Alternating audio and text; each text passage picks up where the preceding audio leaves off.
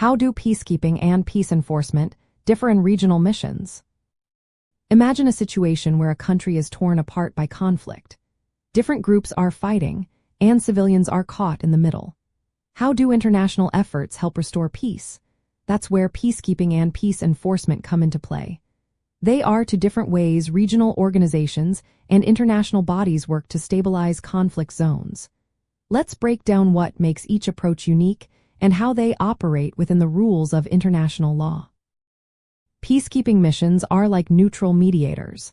They support peace agreements that the conflicting parties have already agreed upon.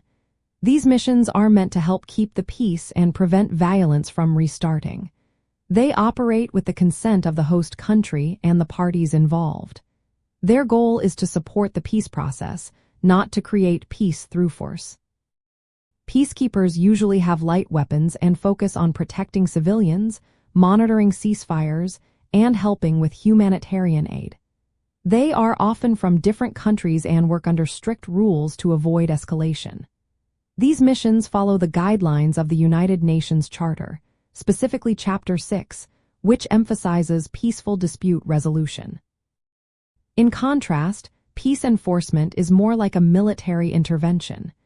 It is used when peace does not exist or has broken down completely. The main goal here is to restore order by any means necessary, including the use of force. Peace enforcement missions can operate without the consent of all parties involved.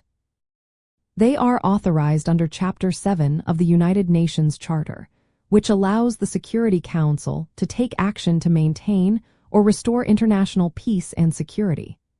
These missions tend to have heavier military equipment and broader authority to use force proactively.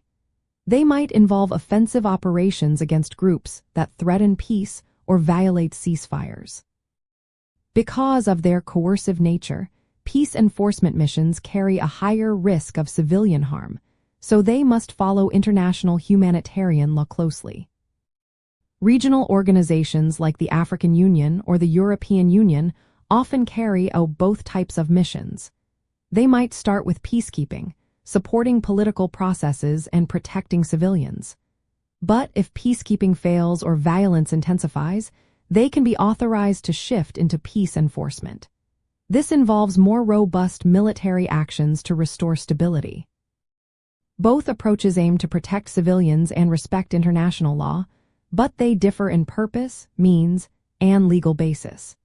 Peacekeeping supports peace with consent and limited force, while peace enforcement uses force to impose peace when all else fails. Understanding these differences helps us see how regional organizations contribute to global efforts to manage conflict and protect those caught in the middle.